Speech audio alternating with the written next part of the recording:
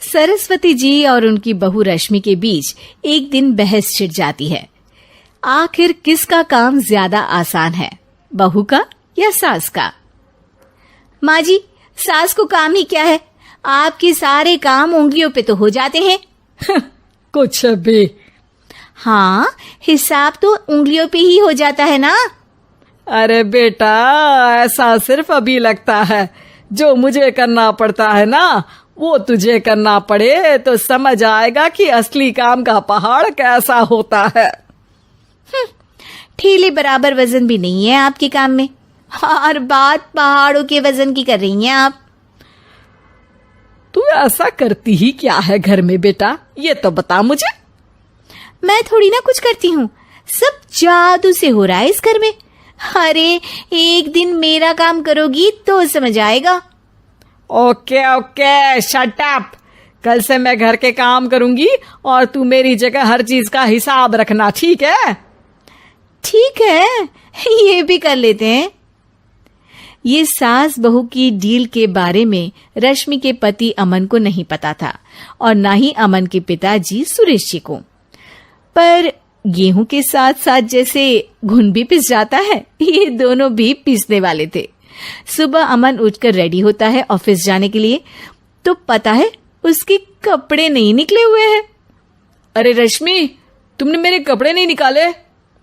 अपनी माँ से पूछो ना, उन्हीं का काम है ये। अमन अपनी माँ के पास जाता है। अब मेरे कपड़े आज आप देने वाले हो क्या माँ?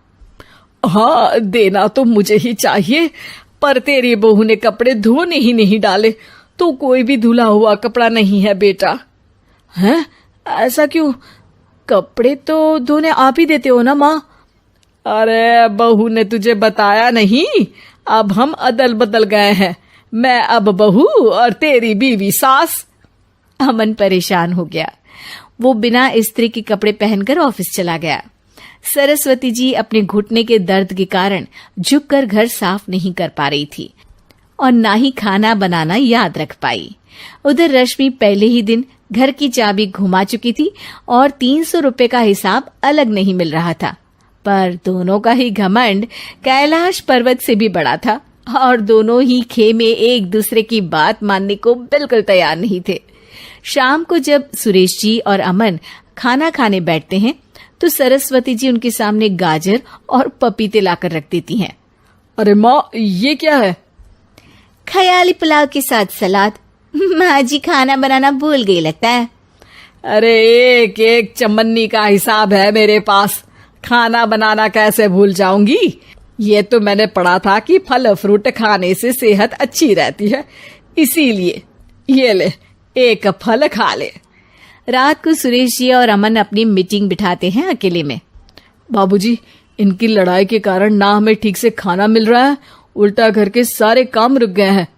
हाँ बेटा, 2 भैंसों की लड़ाई में बेचारे खेत के पौधों का भी नुकसान हो रहा है। पर पापा, क्या बताऊं आपको, मैंने माँ को इस महीने की 2 तारीख को बिजली के बिल के पैसे दिए थे। आज बिल भरने के लिए मांगने गया तो पता चला कि रश्मि उन पैसों से गैस सिलेंडर ले आई। अच्छा, तो सिलेंडर के पैसों का क्या हुआ? अब सिलेंडर के तो कोई पैसे नहीं थे बाबूजी, हमारे घर पर गैस की पाइपलाइन लगी है ना। बेटा, इन दोनों का कुछ करना पड़ेगा, नहीं तो अपने घमंड के चक्कर में पूरा घर बर्बाद कर डालेंगे ये दोनों। अमन और सुरेश जी काफी सोच विचार के बाद एक निष्कर्ष पर पहुंचते हैं। रात ही को दोनों अपनी पत्नियों की अलमारी से नई साड़ी निकालते हैं और सुबह जब रश्मि और सरस्वती जी उठते हैं तो देखते हैं कि दोनों पति साड़ी पहनकर चढ़ाव पर सब्जियां काट रहे हैं। अरे ये सब क्या हो रहा है? क्या हो रहा है मतलब? आप दोनों अदल बदल हो सकते हो तो हम क्यों नहीं? अरे क्या मतलब? नहीं नहीं, मेरी भी बचपन से किसी की बहू बनने की इच्छा थी, तो आज से सरस्वती तुम बड़ी बहू, मैं मिडल बहू और अमन छोटी बहू। अरे लेकिन सब घर पर बैठ जाएंगे तो कमाएगा कौन? ये घर कैसे चलेगा? अब वो तो भैया या बाकी लोग जाने, अब हमने भी अदल बदल कर ही लिया है तो कुछ नहीं हो सकता। रश्मि और सरस्वती जी को समझ में आ जाता है कि उन दोनों की आपस की डील की वजह से इन दोनों को बहुत तकलीफ हो रही है और उनके ईगो ने दूसरों को कितनी यातनाएं दी है। अब असल में माँ जी आप सही थी, सास बनना बहुत मुश्किल है। अरे हाँ बेटा, और तू भी, मुझसे तो नहीं हो पाया सब घर के काम, वापस बदल ले क्या? हाँ हाँ बिल्कुल माँ जी, और अब आप दोनों भी बदल लीजिए, कोई आ गया तो आप दोनों को देखकर क्या सोचेगा। अच्छा है, आप दोनों के समझ में ये बात तो आई, मैं फटाक से कपड़े बदल लेता हूँ। अरे रुक जा बेटा, एक फोटो ले लेती हूँ तेरी, मेरी बेटी होती तो तेरे जैसी ही दिखती साड़ी में। और मेरा फोटो नहीं लोगी?